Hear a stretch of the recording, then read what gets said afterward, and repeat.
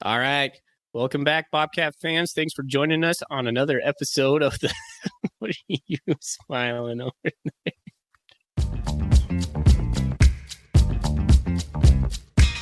Welcome, everybody, to the R&R.app, a fan-based podcast focusing on Montana State athletics. We're two dudes named Ryan from the state of Washington talking about our dear Montana State. We hope you enjoy.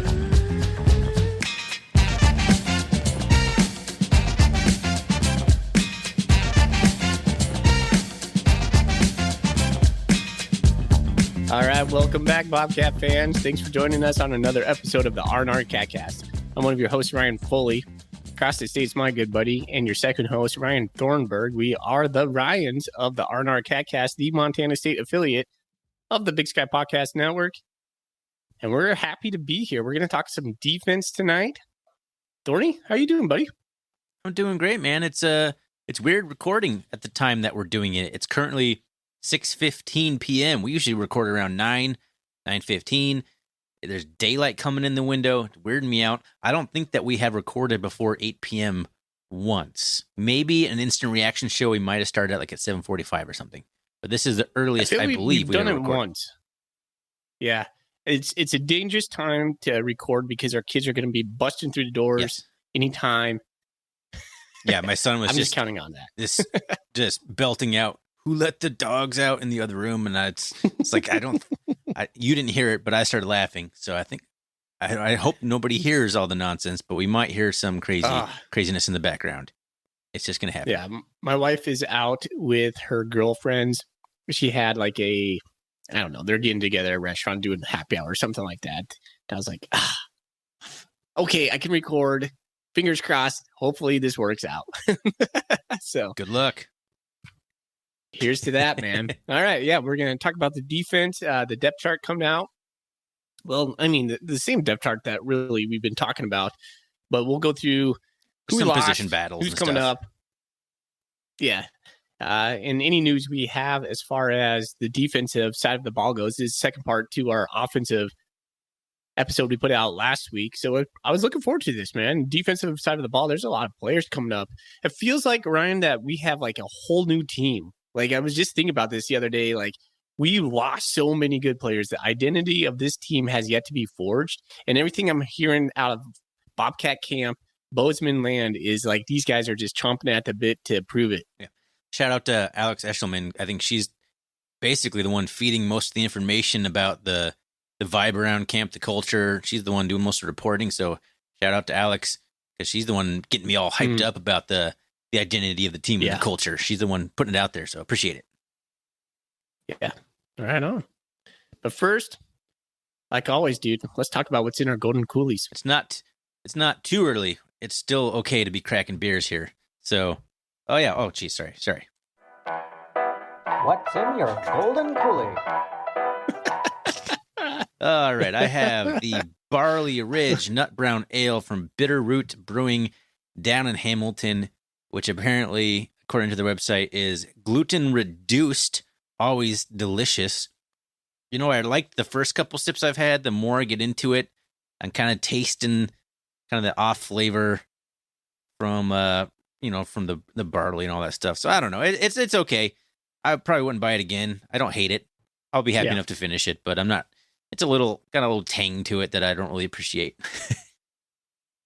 Yeah, you don't want a tang in a nut brown ale. So that brewery, Bitterroot, one of my favorites in Montana, by the way, they have, years ago, they used to put out a beer called the Blown Out Brown, just paying homage to springtime when the rivers turn chocolate milk and everything just gets blown out, right? The spring melt off happens, and it was delicious.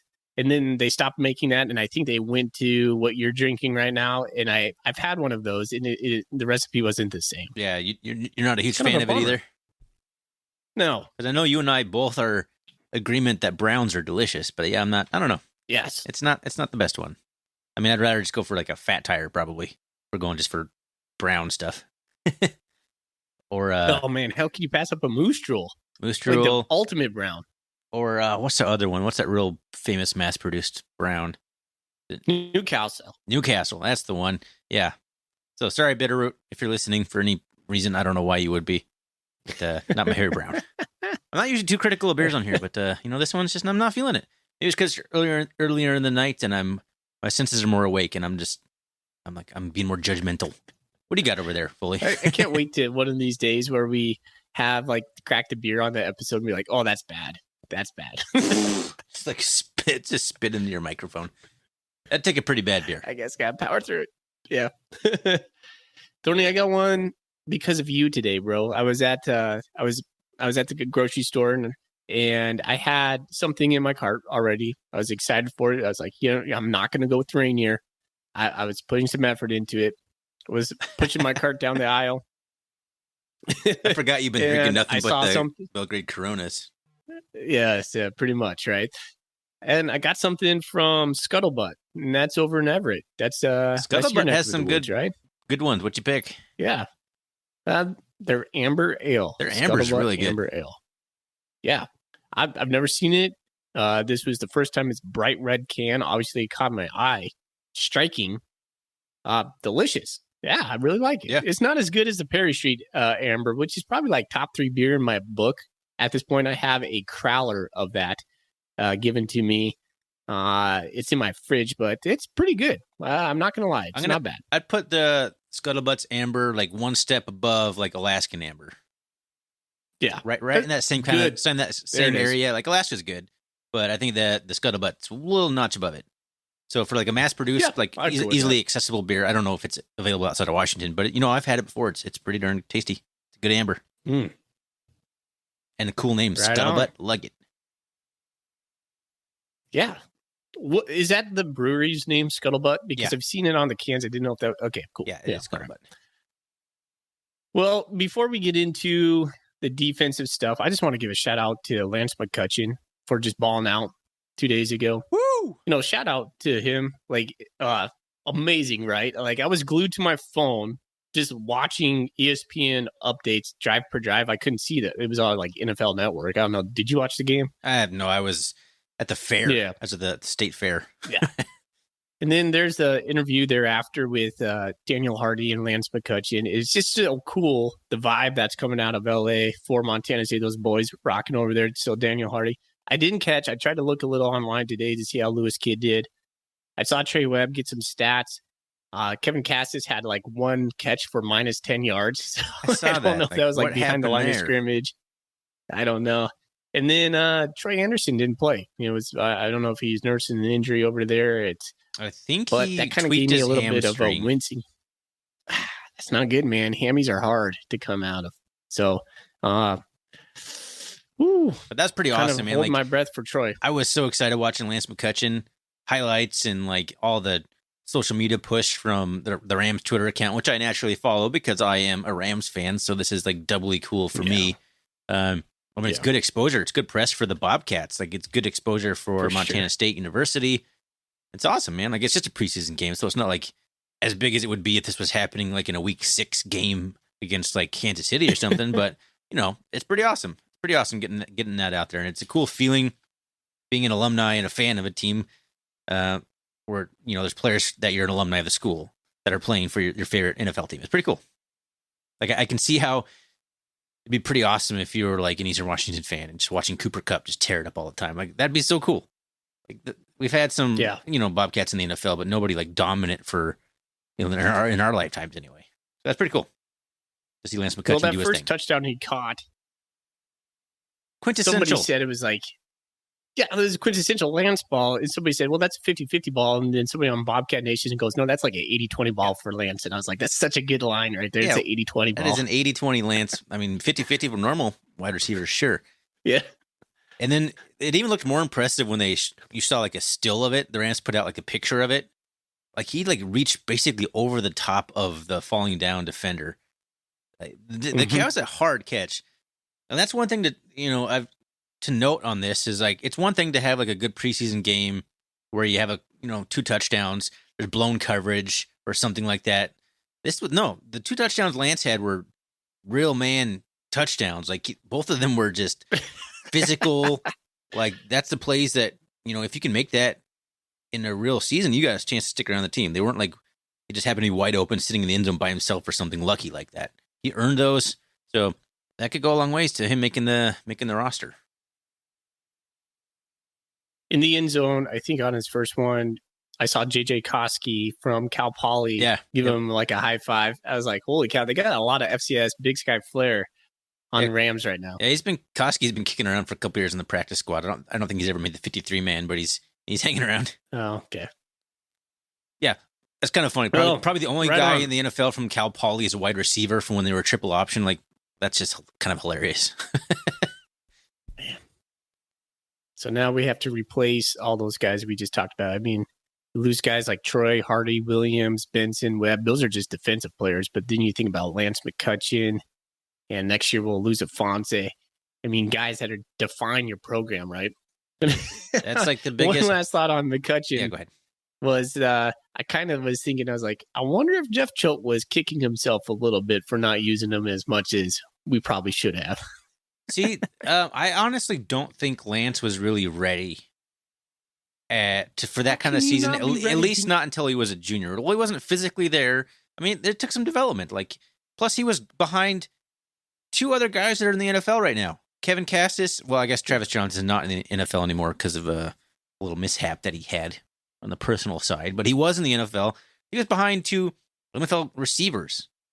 Like, the Bobcats have had. That's a good point. Amazingly good receivers for being a completely run-oriented team. So, I mean, who's Lance getting touches from when Travis Johnson and Kevin Cassis are on the field? or before that, like a Mitch Herbert, or, you know, there's been a good lineage of wide receivers. Lance has come a long way from like a scrawny, athletic, raw freshman to the man he became that senior year. Yeah, he's full-grown man. So buy or sell, Lance makes the 53-man roster. So as a Rams fan, I have like more intimate knowledge maybe than other people. Just like, you're like, oh, get him a spot. Well, you have to start thinking about, okay, well, who gets cut? And that's where you really start to think about it. I think I will buy it. I think he will impress Sean McVay enough. I think the Rams could potentially add 7 wide receivers. And I think, there's a couple guys outside the top 5 on the Rams roster who, might not get their contracts renewed. So it's possible. Unless they re-sign Odell Beckham Jr., then he's toast. Which I don't think the Rams will. You got to think like this week has got to be a big week for him, like another prove it kind of deal. So if he keeps doing that, man, right? I think the Rams will put him on there just because if they put him on the practice squad, I think they'd be afraid someone else would snag him. That's kind of what you have to do. Yeah. If they don't want anyone else to take him, they got to put him on the active. It's a lot of work keeping up with these Bobcats in the pros. I mean, you're looking for stats all over right now. It is awesome. It really is a lot of fun. So, well, good luck to Lance and Daniel out there in LA, and Trey and Troy over in Atlanta, and Kevin in Seattle, and Lewis in St. Louis. Look at all those Bobcats in the pros. Love it. Not St. Louis, New Orleans. No lie. My bad. Yeah. All right. Well, let's get into meat and potatoes of this. Let's talk defense, man. So last year we had I probably should research this, but I think we were probably the best. No, the Grizzlies were the best defense in the Big Sky, but I think we were probably maybe just slightly there behind. How do you want to quantify the best defense? Yeah, I'm serious. Like, is it points per game? Is it? I mean, there's lots of ways you can look at it. Yeah, there is a lot of metrics that go into that. The Bobcats had the best scoring defense in the entire Big Sky Conference last year, better than the Grizz. We did? Mm-hmm. Nice. That's good stuff. Even after giving up Freddie Banks 28 or whatever in the title game too. Yeah. We lose Freddie Banks, and Freddie we didn't know much about him coming in last year, but by the end of the year, I was like, man, can we keep that guy? Freddie Banks is a rising star. He is. He will be a head coach. He's a hell of a coach. And he's like one of those guys, like, you look back, like, we were lucky to have him for 1 year. Oh, yeah. And now we have Willie Matt Garza, who's had a cup of tea with about everybody, but most notably, recently, USC, he's a defensive backs kind of guy. Like, he comes from the same North Dakota State tree that seems Vegan is just like populating our coaching staff with. So I don't think what we'll see from him will be all that different as far as scheme goes, because I think they do what they do. We might have a couple new wrinkles in as far as pressures and whatnot, but the terminology is going to be the same. As far as the players are going, you got to think that's going to be really nice for them. Like I was thinking about not Justin Udy, Taylor Housewright. Like as far as the offense goes, like having Taylor Housewright for the second year. Like when's the last time we've had the same offensive coordinator? But to have like a Willie Mack to come in after Freddie Banks, well, at least he's going to have the same terminology. He's under that same tree, and from what I've heard, Ryan, players really like Willie. Like they say, he makes it fun. He's a really knowledgeable guy. He teaches them well. He's a good teacher. What are your thoughts on Willie? I haven't really heard all that much about him. All the content that I consume, I haven't really actually heard a whole lot of talk about Willie back there. I listened to, what was it? Nuanez Now. They're interviewing Nolan Askelson. I think he talked a little bit about Willie Matt Garza, and just like mostly how the defense will largely be the same with a few new wrinkles in there that'll help him out, I think, is something like Askelson said. But other than that, I haven't really heard about if the players like him. But that was exactly how it was with Freddie Banks. Remember last year we were like searching for like, what do people think about Freddie Banks? And there was like hardly anything about the guy anywhere. Like no reports about how the defense is looking, or in terms of like scheme, or do people like Freddie Banks? And all of a sudden he's like the best defensive coordinator we've had in quite some time, I think. So I don't know. I'm excited to see what he can do. I trust Vigen. It's good to have a guy who's ran the same system, who's worked with Vigen before, comes from sort of that NDSU, that same kind of coaching tree, I guess, that Freddie Banks came from. I think they're from the same coaching tree. So I think that's just good for continuity, if anything else. Yeah. I like that. They'll probably have the same calls. In the way we practice, this keeps coming up in this fall, this double rep practice, the splitting of the fields. These guys are getting reps as the starters are, right? The junior, the JV guys are getting the same reps as the varsity guys, essentially.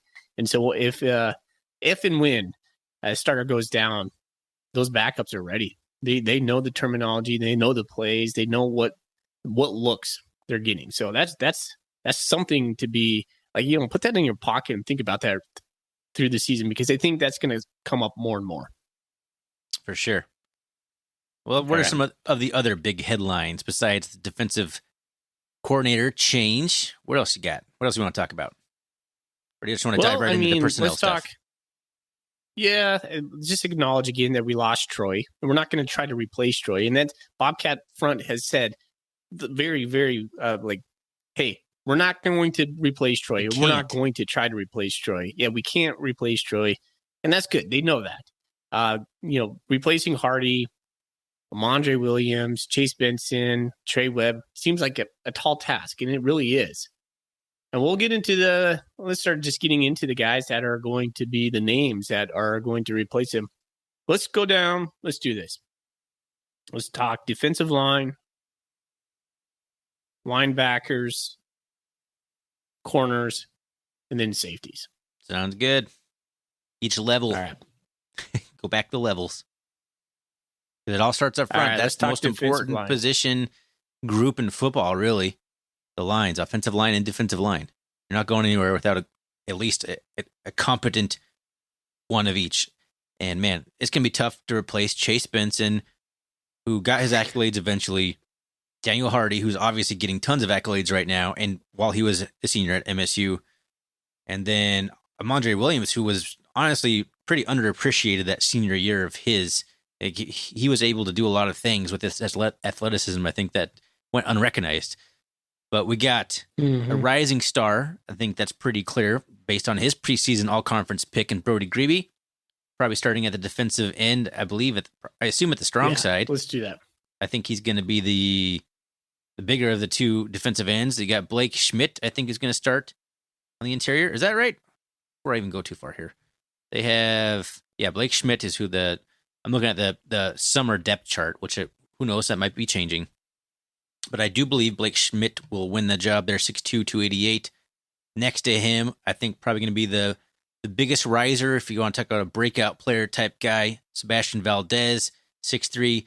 This says 278. I thought I heard he's up to like more closer to 290. Yeah, someone said he put on like 30 pounds or something. Yeah, there's an article like 20 pounds of. He looks good too. Like I've seen videos of him. It's not like a big, he's still lean all lean as all get out. So 6'3", between 280 and 290, we'll say somewhere in there. And then I think it's going to be Ben Seymour on the other side at the other end position. A guy who's played some snaps, been hurt on and off, but got some ability as a pass rusher, in particular, 6'2", 235. So I think that's going to be the starting defensive line. But as we know, under Vigen, plenty of other guys are going to get opportunities besides those, quote, starters, quote. And that'll be the secret to our success. If we can roll out probably, 10 defensive linemen or, guys on the front there, we're going to need them all. Do we have 10? To go to the length that we want. Yeah. You think we got 10 guys that can roll in and out right now? Well, probably close to. I mean, we got guys that have a lot of playing time there behind him. So Blake Hill is a guy that is on the interior that's going to back up Blake Schmidt. He was a guy that we saw last year. He's a junior.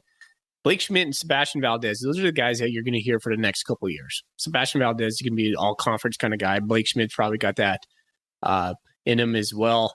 And I to me, like Valdez, when I was looking through the preseason stuff, he wasn't on any like preseason Big Sky all-conference. To me, he probably will be, though. I think he will be. Like at the end of the year, yeah, he's going to be first team, second team. Who knows? He's got that kind of potential. Yeah, I think so, Ryan. I think Zach Black is another guy that they're really high on right now, and he's put on a lot of good weight. We hear he's mean. He's got a mean streak. He's fierce. He's tough. That's a guy that I was listening to Coulter's breakdown on all the players. He spent a good minute talking about him.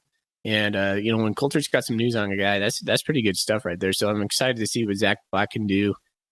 Yeah, I think we got about 10 guys. Yeah, Zach Black's listed at 260. I think I've heard he's up higher too. No. But, yeah. I mean, Dan Ogden, prime example. Dan Ogden only played at 270. right? Yeah, Choo-Choo Dan Ogden. He wasn't a real big guy. He was about 6'2", 6'1", little bowling ball guy. So, I mean, if you're coming in and all you got to do is go high energy and then you can come off the field, that's where guys like a Zach Black can come in, just be an animal, and then they take him off. Because we're not asking anybody to play stem to stern on the defensive line. No. So I think we got a good core there. And then at the other two defensive end spots, I think you're going to see probably a lot of Kenneth Iden coming in. He might be a kind of the Amandre Williams mold where he can kind of go inside or outside at 6'1", 250. I think he's got some capability for both of that. Kyle Rigg, I don't know his status. He was injured at the start of camp. I don't know if he's fully healthy, but he was the starter last year at Wyoming for 2 plays. Mm-hmm. But he's 6'5", 274, 280, somewhere in that range. So he'll be a guy that could plug up the middle as well. And then I've heard good things about David Alston in terms of his development when he came in. He was just a guy that was just getting blown off the ball. And for a guy who transferred from Nebraska, he's got that body you want, but he just, he wasn't coached up yet. And I think he's made a lot of strides, and I think he's going to guy it can contribute. So that's 9 guys we're talking about right there. And then the other guy who's been in the program for quite a while, you kind of forget about him, is where did it go? Oh my gosh. This is good podcast right now. I had him written down. There's one more guy that's kind of like the Ben Seymour, who's been there for a while. There's a guy named Devin Slaughter. Yeah, Slaughter is an interesting story. I don't know anything about that guy. He was a military guy. So his clock hasn't started. I think he walked on. He walked on to Oregon State, I think, and then I don't know if he quit school and then went into the Army or something, and now he's 26-year-old sophomore or something like that because it paused his eligibility. I don't know. He's a big dude, big strong dude. The guy I'm thinking of is Tyson Regenball, is who I was trying to get around to saying. So he's a guy that's been hurt. I think he's been there since 2018 or 19. He's been in the program a while at this point. He's a JC guy. So there you go. I think there's 10 guys that can contribute right away that we can rely on. So I think the defensive line is deep. Are they going to be as good as last year? It's hard to think that they will be. But if last year was a 10 out of 10, I think this defensive line has a capability of being of an 8.5 or a 9 out of 10, which is still very good. No, man, yeah. I mean, there's tons of young guys coming up, guys that are hungry to prove themselves. I like it, Ryan. The more and more I look at this defense, the more and more I look at the Bobcats in general, like we lose the star power, that's for sure. But I'm seeing up in the ranks that all these guys are coming up. Just names, I'm like, yeah, that guy's going to prove himself. Like, I'm looking at this defense. We got probably 2 guys that are all conference. Brody Grebe and Seabass, right? Yep. Yeah, I mean, we're going to hear, like, before, in a couple of years, well, Zach Black, Blake Schmidt, all these guys are just going to be all conference kind of guys that are just going to be dudes. And that's what it's going to take. Like, my eyes were literally open when we went to the national championship and I watched North Dakota State a lot. Specifically, looking at those lines, you're like, yeah, they don't have anybody like outstanding, like or bigger than we do, but they just got dudes and dudes and dudes that look just like that and perform like that. And we're starting to build our depth. I like that, man. I agree. My only concern on this defensive line, I guess, is their run stopping ability. I think we're going to be good at getting after the passer. Groby, I think, will be one of the pass rushing ends. Ben Seymour, that's kind of what he does. I'm a little bit worried about containing the run. But that's my only real concern with him, I guess, is just kind of getting blown off the line in terms of like power running football, which of course bodes really poorly if we end up playing the Bison again. But they have a lot of the season to develop in that regard. Yeah, and maybe we might use the linebackers a little bit different as well. We might plug some gaps right there and rush those guys a little bit more. I don't know. Or bring Ty Okada up for run support, which he is very good at. We just haven't had to do a whole lot of, but he's very good at that. So I mean, there's things you can do if that is the case, but maybe it's not the case. Like, this is me as a fan, not in camp, not watching practice. It's complete speculation. Looking at, let's be honest, speculation weights that are probably inaccurate. They always are. So who knows? Who knows what it's really like out there? But the double rep thing, I think, is what's going to really pay dividends. And these guys are like, COVID young too. If we're talking about the offensive line being COVID young, these guys have all been in the program for a few years. Coach Vegan's son is playing defensive line. Yep, that's cool. I don't think he's in the top 10 rotation, not yet. He's 200 pounds. he's got a ways to go there. Feed that kid some hard-boiled eggs. Let's go. All right, put him in the swag and don't let him come out. Hey, buy or sell question, since we're right here. Ooh. I know we had one on the website that's perfect for this.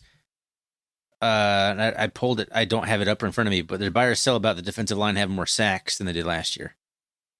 Right? Ooh, yeah, Technocat. Buy or sell, our defensive line will have more sacks than last year. So defensive line. And let's just assume this is regular season, because it's not fair to assume they'll make it to the national championship again. So let's say regular season, I'll probably sell that. I don't think they'll have as many. Yeah, that's kind of what I was leaning to. It's hard to replace that explosiveness from Daniel Hardy. Yes. Although Brody Grebe might have that. He might develop into that. He is like Troy Anderson, like light, right? He's got like the same kind of background and like all state in every single sport, and everything he touches turns to gold. I mean, he's that kind of athlete. So maybe he's got it in him too. Why not? Yeah. And if those other 3 guys are doing their job, then Ben Seymour, he's a pass rush guy. Like, if those other guys are eating up 4 blocks, you put Ben Seymour in one-on-one with guy, he's going to win some of those battles. It's possible. Mm-hmm. Yeah, you're not wrong. You're not wrong. It's going to be close. Like, I would say, to Technocat's buy or sell, like, if it's not, like, it's not going to be drastically. Like, if we're under, if we're over, it's not. I think it's going to be close. We go like stocked, like Wall Street here, buy, sell, or hold. And hold means it's going to be exactly the same. I like it. Let's adopt that. I like that. I'm holding. Right on. I don't know how many sacks we had last year, but I'm going to hold. Hold. All right. Let's talk Bobcats about our linebackers. Yeah, let's talk about the linebackers. Go ahead. I was looking at stats. We lost the best Bobcat that ever lived, Troy Anderson. Oh, he's my gosh. Please retire his number. Sidebar. Right? They need to. That's That should be. I don't care if it doesn't make any sense. The guy is like the most Bobcatiest Bobcat of our lifetime. Bobcat. Like, what else do you need? He didn't win a national championship. That's like his only thing he didn't do. But he played The in one. Bobcatiest Bobcat. Well, the barley beer may not you, taste brother. really good, but it's it's doing what beer should. So Yeah, it's like loosening the 7%. All right. So we have some returning letterman, Nolan Askelson, who I thought he got injured in like Wyoming last year. I think he did. I think I might be wrong. I think he did. Okay. Wyoming or somewhere there close thereafter. You and I were talking about Nolan last year. We're like, Nolan's a little faster to the ball than Troy is. Troy was kind of having his bearings set a little bit different last year as he was transitioning yet again to a different position. Nolan was playing lights out early on in the season. If you're talking he was a dude. How good they were as just actual like productive linebackers, like Troy was probably third at the beginning of the season. Like Callahan O'Reilly and Nolan Askelson are probably better linebackers at that time than Troy, based on just their experience and their actually like production. Well, so Callahan O'Reilly's the starting will. Nolan's backing him up. Callahan O'Reilly deserves everything he's got. We hear he's like a coach on the field. He's just like that old salty veteran that, he's not going to be Troy. I don't want to sit here and compare our linebackers to Troy. Let's just put that in the review and just call Callahan who he is. I've always kind of thought Callahan's been kind of slow foot, but he's proven me wrong a little bit. He's tough. I don't think Callahan's slow at all. I've never thought him. Well, this maybe it's just me, but I've never been like super high on his speed. He housed a fake punt for like 70 yards. Was that him? Yeah. Northern Colorado? That was like 2 years ago, like 2019. Yeah. Is that him? He was like in the up back, position, and I don't think it was Callahan that did that. Oh, yeah. I don't know. Come on. Someone get at us. Are we wrong? Who did that? It was somebody else. It was someone else. Anyways. So Callahan O'Reilly, Ryan, he was second team all conference.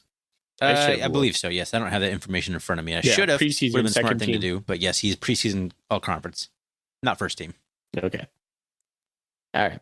Well, replacing Mike, let's move on over to the guys who are replacing Troy. We have Danny Lalakipa. Hopefully, I say that right. I heard you're supposed to pronounce all the vowels when you see like an Islander's name. So if that's the case, I pronounced it wrong. I'm sorry, Danny. Danny's been kind of a guy, like social media likes to put Danny out there. The Instagram, the Twitter. Yeah, I mean, he's a good looking dude. So he's a charismatic guy. And I haven't seen him play a lot of football. So I'm like, we hear good things about Danny Yu, but like, he's hurt. I can't tell you how much I've seen him. Danny? Yeah, I don't think he's practicing right now. I'm not sure. I saw him in like an Instagram post the other day. No, he's got pads on. Is he? Because he was hurt in the spring game. I know that much. I thought he was still like coming back. Yeah. Maybe he's back now. Maybe it was. Anyway, yeah, we haven't seen a whole lot of him. Spot duty here and there, but guy's got a ton of hype coming out of a good program and a good football area over here in my neck of the woods down in like south of Seattle. So excited to see what he can do. I think he'll be the starter. I think he's listed on the depth chart as a starter. I mean, Mac Johnson, I think will push him. Alex Johnson. Where did I get Mac at? Alex Johnson from Helena High? Question mark?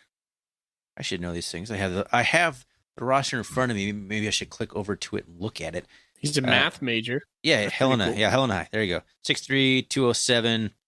He's going to push him, but I think it's going to be Danny Yu. But I also think it's going to probably be a little bit of a committee situation, kind of, dependent on the situation. But I think Callahan will be there the whole time, and they might kind of rotate the other spot a little bit. But I honestly think the linebacker group's going to be great. Like it's impossible to replace Troy, and they know that. And like you said, they've talked about that. They're not trying to. That would be foolish to try to do that. To basically like have one guy bail out the defense, because let's be honest, Troy did bail out the defense from time to time. The defense would have been good regardless, but There's a couple touchdowns here and there that Troy Anderson single-handedly saved with his insane athleticism. I think they're going to be very good. I think they're good tacklers. They're sure tacklers. I think they have enough speed, more speed than you probably think, especially more speed than you probably think fully because you think Callahan's slow. Yeah. I think it's going to be a good group, man. I'm excited to see it, to see what they can do, to see the progress of some of the guys who've been waiting their turn behind Troy. I don't think Callahan's necessarily slow. I just don't think he's fast. So, anyways. If you're not fast, you're slow. It's a young group. Like, our linebackers are a young group. All the guys behind them, hey, let's besides Jory Choate, who's somehow a senior, we have Jace Fitzgerald and Neil Daly and McCade O'Reilly, Callahan's brother. There you go. Yep. Ryan Cray. So, Jace anyways, Fitzgerald, a lot of guys, younger brother. Yep, a lot of guys coming up through the ranks. A lot of unproven guys. Like, yeah, you said it right. I'm really interested in this Danny Yu guy. Like you said, he's got a lot of hype. Now he's just got to deliver. I want to see him lay the wood out there. Come on now. Interestingly enough, I'm looking at the roster. They got Kenneth Iden listed at linebacker on the roster. Really? Yeah. Interesting. Pretty sure he's defensive end. That's probably could be kind of that the old Buck type hybrid spot. We don't play that though. We don't, but I'm saying like he could be a kind of a hybrid guy where they're going to ask him to do a couple things. But yeah, we don't really do that anymore. So we'll see. Got it. All right. But he's listed. Let's talk nickel. Well, there is only one guy to talk about, nickel. The Tai Okada stud. One of the biggest. Man, I feel so bad. One of the biggest body transformations you'll see in college. Tai Okada. And Kevin Cassis is in this boat as well. Just guys that came in just like his bean poles. Now they're just complete. Like Tai Okada is yoked. He is, man. And I interviewed him and I pushed the wrong button on our little thing that we ordered. We would have some audio at this point. This would be perfect segue to play some Tai Okada interview, but you know what happens, man. We're not professionals. He's so polished, man. He's so polished in his answers and all the fun stuff that I asked him. He had all those right answers, just like he does every time he goes on the media. So yeah, Tai Okada. I think Tai Okada is the ultimate leader on this team. He is the voice when it comes down to the dudes in the clubhouse. Tai he's up there. Oh, for sure. I have zero questions or reservations about Tai Okada. I think he's first team all-conference caliber. I think he was third team preseason, which is good to see him get on that list.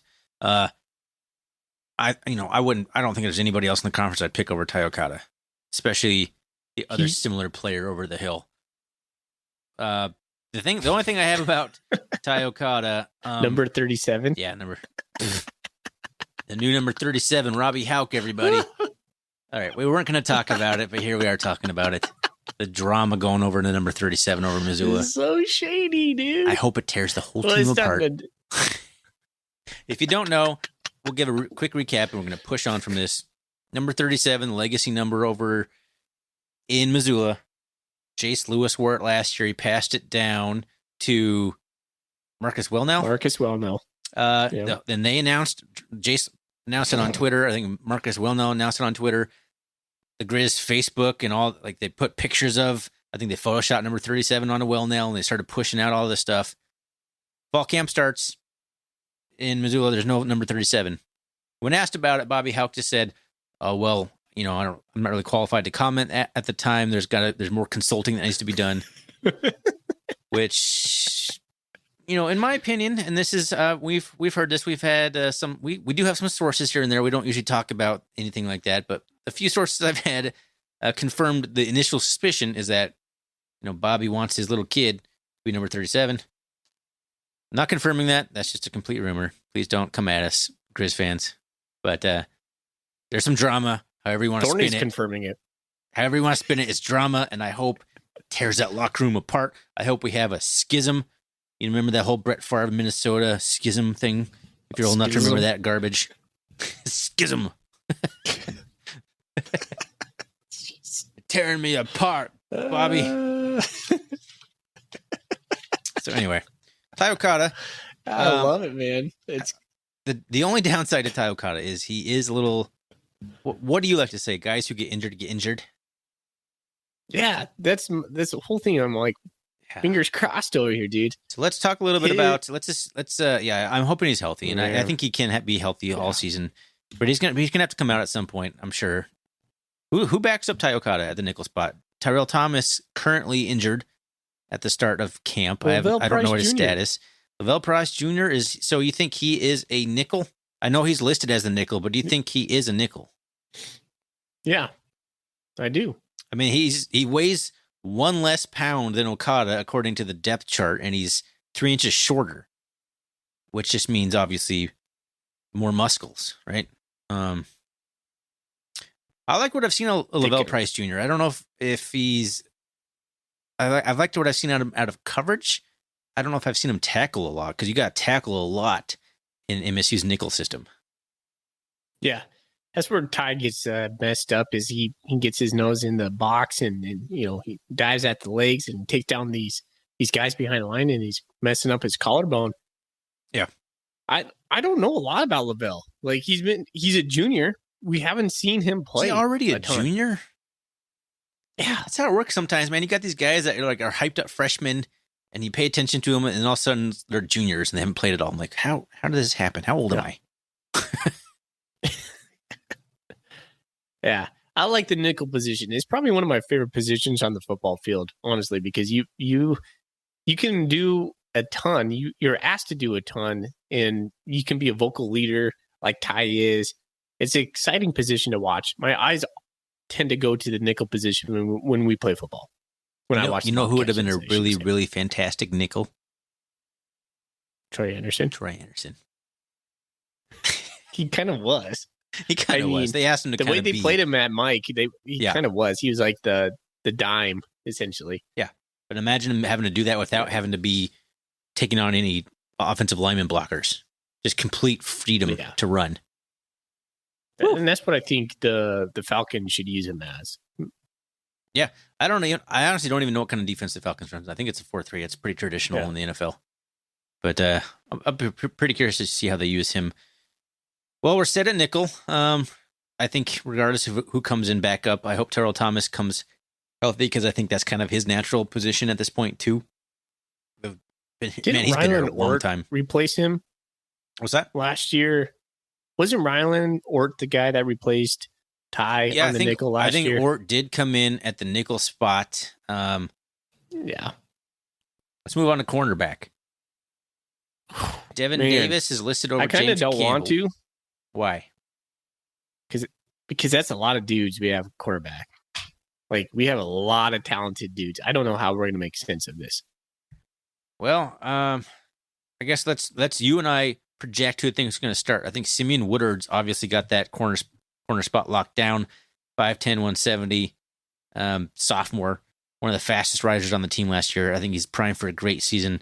Love the way that guy plays. He plays way bigger than 5'10", 170. He's a hard hitter. He plays with a lot of tenacity. Gotta love a guy like that. Their spot, I think, he's got the attitude. Yeah. He's got some swag, some of that Texas swag. He's a Texan, right? Yep.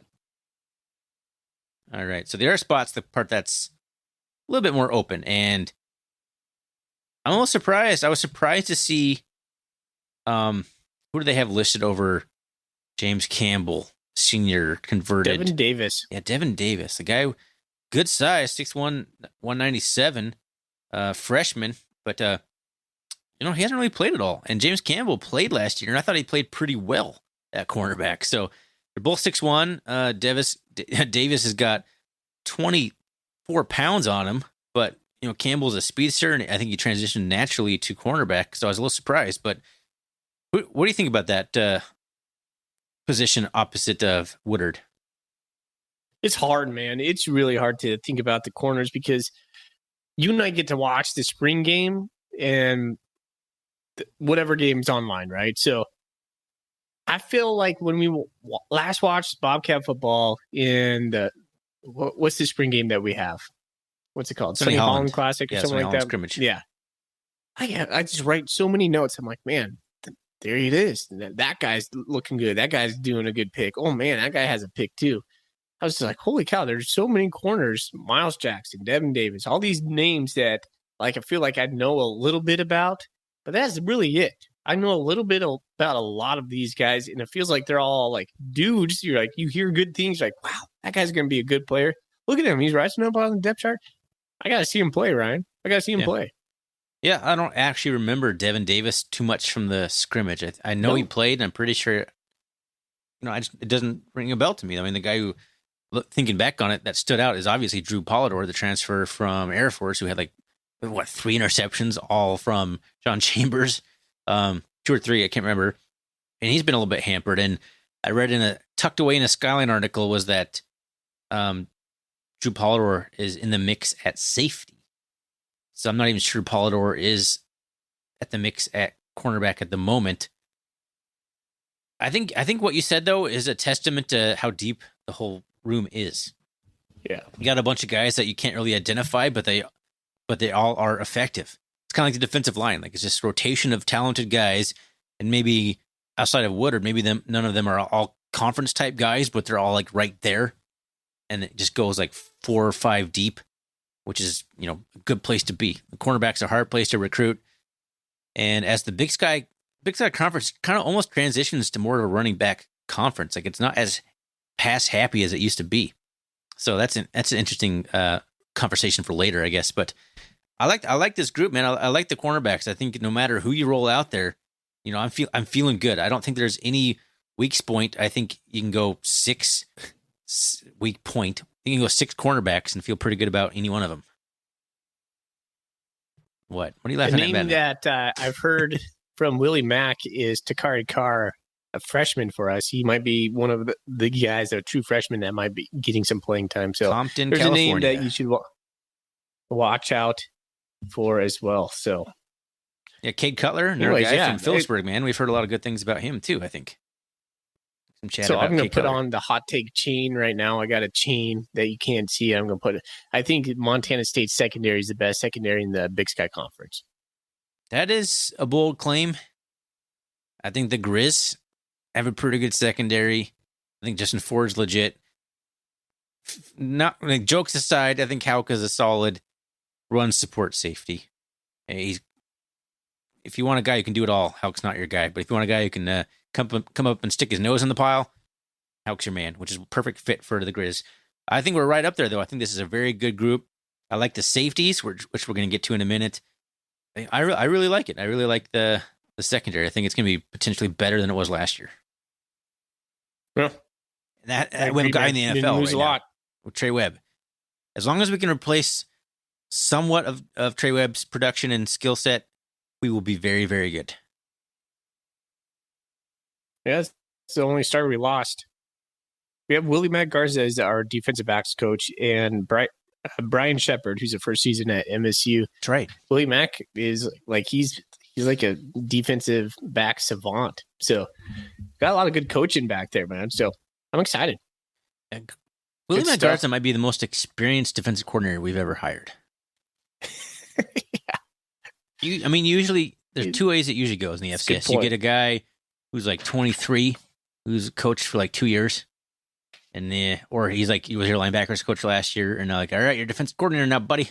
Or you get a guy who's on the very back end of his career, which is probably more of what Willie Mack is, but he's got a lot of stops, a lot of experience, and he's coached a lot of talented players. He's been at some big time programs. We'll see what he can do with that secondary.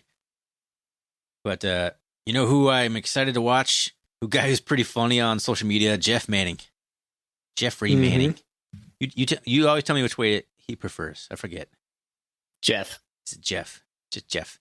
Jazzy Jeff, right? That's his his Twitter handle. I can't remember, man. But either way, not on Twitter so much anymore. That's right. You're Twitter absent. Yeah, Jeff Manning, 6'1", 197 pounds, senior, transfer from Oregon State, had a great year last year. I think he's very good in pass coverage. He's a guy who could probably stick his nose in a little bit more. I know, especially was it Manning who just completely whiffed against Tucker Kraft, like just wanted none of that smoke? in the South Dakota State game was at Manning. Who would want? Not that I Tucker blame Kraft's him. Don't fault? get me wrong. Tucker Guy's Kraft only a would kill junior you. this year. He was a sophomore last year. Are you kidding me? I thought he was a senior. Well, the guy he didn't look like anybody I've ever seen. No. Unreal. He's like an offensive lineman who has like 4.8 speed, which 4.8's not slow. Like you think 4.8's slow, but 4.8's gonna, when you're 290 pounds, is plenty fast. I don't know how much he weighs, but it looks like he weighs 290. Oh, wow. That's probably exaggerating. Tucker Kraft is unreal. But anyway, Jeff Manning is all conference safety material. I'm very comfortable in that spot. The other spot is the part where we're a little bit more open for competition. I think Ryland Ort was going to be the starter. He is allegedly suspended, I guess. Foley doesn't believe me. And honestly, now I'm even questioning myself. I'm pretty sure he's suspended.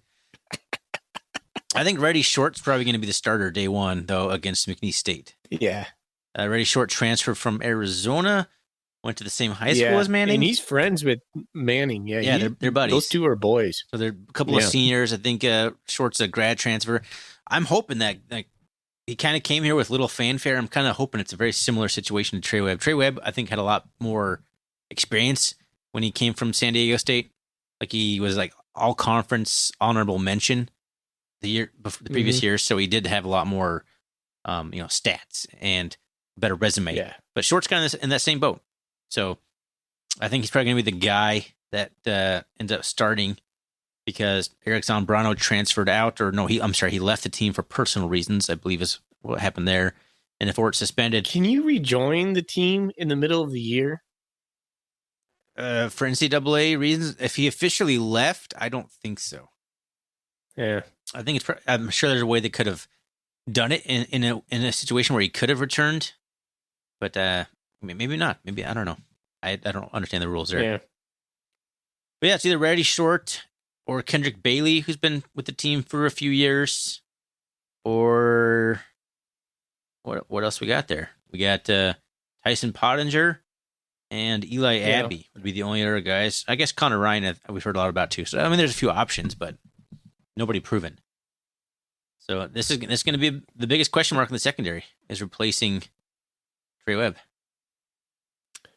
I know Montana State wants Jeff to speak up a little bit more, to get a little better with his communication as far as his leadership goes. So they're going to be leaning on him. I think you're right, Ryan. Reddy Short, Jeff Manning, those are going to be your free safety, strong safety, day one. How do you feel about that? I also think losing Ryland Ort for those 6 games, as you said, that's Ryan Thornburg saying that, not Ryan Foley, hurts. Ryland Ort he's an up and coming, like all conference player for us. He might not be that this year as a sophomore, but junior, senior, he's going to be developed into one of those type of dudes. But get Ryan Ort back right around, I don't know, Cat Grizz time. A week or two before Cat Grizz time, get his feet wet. That's good stuff right there. Tucked into a Skyline Sports article dated August 10th, roster continues to evolve for Bobcats entering Vigen's second season. Tucked way at the bottom, Reddy Short, a 6'1", 195-pound graduate transfer from Arizona, is expected to be a front-runner to start at safety with junior Ryland Ort ineligible for the first half of the 2022 season. There you go. First half is at least 5. Says Ryan Thornburg.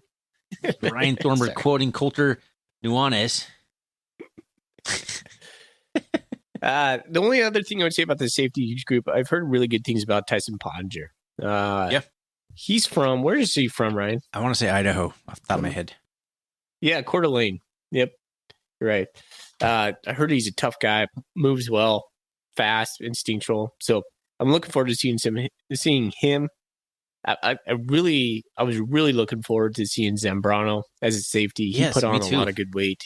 He was going to be a family tragedy. Yeah. So I feel bad for him, but yeah, I was really looking forward to see Eric back there. Yeah. I'm hoping whatever happened, Zambrano was able to come back. I'm sure there's a spot open for him. But life comes first before football. So for sure. Thoughts to whatever is going on in Zambrano's life. But I was excited to see him play, but I think we got some guys who can step up in the meantime. All right, man. Well, overall, how do you feel about the defense? You think it's going to be a step up or step down? You got something else? I'm sorry. Go ahead.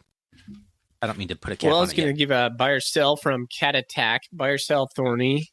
Our defense averages at least 1 interception per game. I will buy that. That's insane, but I'll buy it. Yeah, That's only 11 a tough one. interceptions That's on the gonna be season, man. close. Only 11 Yeah. interceptions. Well, it depends on how many games we play, right? So I was thinking True. 15 again, but I'm going to sell. That's a lot of interceptions. That's a lot of That's a interceptions. Yeah, that's a lot of interceptions. Sorry, Cat Attack. I'll sell that. I would like to buy it, but I just don't think that's So feasible. what if I told you last year we had 18 interceptions? We did? Yeah, I'm looking at the stats right now. No, It's a lot. makes me want to change mine. Yeah, I could see us doing the buy. I can see us 1 per game. If it's an average. That sounds right around. I think that's probably accurate. Right around 1 per game. Because what did we play? 15 games last we year. Have like three against like Moorhead State or something. Yeah, exactly. or Idaho State. Yeah, I think it's feasible. Yeah. All right, I'll buy. That's what I like. Wishy-washy fully. Wishy-washy. I talked you into it. Is there any other buy or sells from Bobcat Nation related to? We have some that are overarching questions that we can probably save for another time, although there's really no more time left. Our next episode is going to probably be the Oregon State preview, which we have a podcaster lined up from Oregon State from one of their fan podcasts, so that'll be fun. But any other questions you want to answer? Nice. I think I don't think there's any questions I need to answer or want to answer. I'm looking forward to the defense, man. It's a bunch of young guys. I think they're highly motivated. Like you said, Alex Eshelman's been feeding us some information saying that the vibe around camp is positive. These guys are they're hungry. And I cannot wait to see him play football. Me neither. You and I just talking about this stuff all the time. Like, we just need to see these guys on the field. I mean, we do these episodes because, they're kind of what you do. We kind of have to. They're not, our cup of tea. Like, we're not there. All of the stuff we're fed is like secondhand information, like from people like Alex Eshelman or Coulter Nuanez. But they're fun to talk about, but I just can't wait to actually start recapping some games because that's the whole reason we kind of started this podcast in the first place. And that's what we're here for. Yeah. That's the fun part. Yeah. All right. Before we get out of here, Foley didn't want to talk about this. I'm going to talk about it. Specialists. I think all 3 guys made all conference team, didn't they? Tommy Sullivan, long snapper, Bryce Layton, the punter, and Blake Glessner, the kicker. Did they all make it? Maybe Glessner didn't. I know Layton and Sullivan did. Some sort of, first, second, or third. It's crazy, man. We got like 3 sophomores right there, and they're all just going to get better and better. I mean, that's the perfect world. You find a guy who can kick or punt, and you keep him for 4 years. That's perfect. And the MSU's been really fortunate in that regard, where we've had just 4-year guys, like one after another. Like, what did MSU? I think MSU only had 2 punters in the 2 punters in the 2000, and 3 punters in the 2010s. Like 10 years, we had like 3 punters. Name them. Let's see. We had, oh my gosh, Rory Perez. We had, I think the end of it may have been, was that Eric Fisher? Was he, or was that before? Was Rory Perez our punter? Yeah. I thought he was just a place kicker. Well, he was both for a little while. Yeah. He was doing both. And then it's gonna drive me crazy, the roll kicker guy we've had the last few years before Bryce Layton.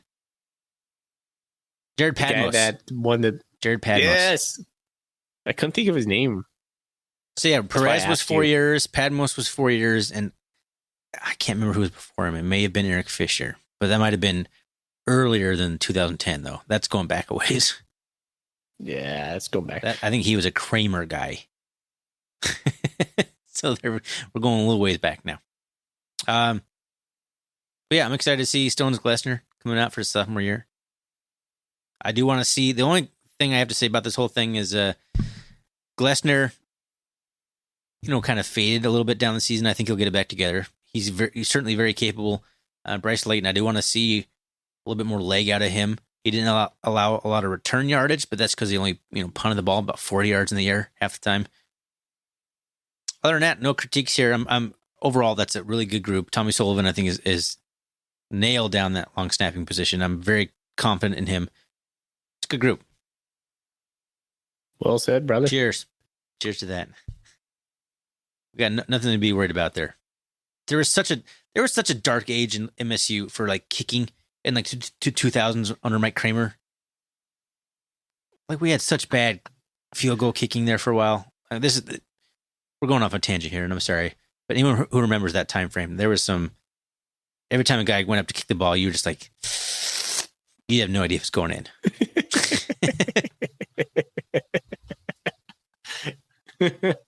All right, let's end this episode, brother. Let's do it. You want to get out of here right now? Yeah, I do. Okay. We're done. All right. Well, thanks to everyone for listening. This is our last preseason episode. Besides, it is our last preseason episode. We're going to, Foley's over there fist bumping because he's done talking about who's starting what, who's going to do what. He wants to see some actual football, and I agree with him. Yes. Next one will be Oregon State. Come on. We do have someone lined up for Oregon State. Like I said, we have someone lined up to come and help us talk about McNeese State. Did I say Oregon State? That's not the first game. McNeese State's the first game. We do have someone lined up for that, too. We have someone lined up for Oregon State, and we have someone lined up to come on the show and talk about, who's the other one? Help me, Foley. Ryan. I don't know. You've been doing all that stuff. But to our viewers, we are going out to Oregon State, the Portland. Yeah. We're flying out to Portland. I'm flying out to Portland. Ryan and I are going to be in Portland. If you're going to Portland and want to hang out, and just give us a little buzz or send us a private message. He can contact us in all the ways Ryan's going to tell you here in a moment. But we would love to meet you guys. That's always so much fun. Yeah, let's set up a little get-together. That'd be a lot of fun. Mm-hmm. You can reach out to us on Twitter, probably the main spot, RRCatcast, Instagram, RRCatcast. That's kind of Foley's department. I'm more of a Twitter guy. You can find us on the web, rrcatcast.com. You can shoot us an email at rrcatcast@gmail.com. And Foley, let's get out of here, man. Go Cats. Go Cats. Go Cats.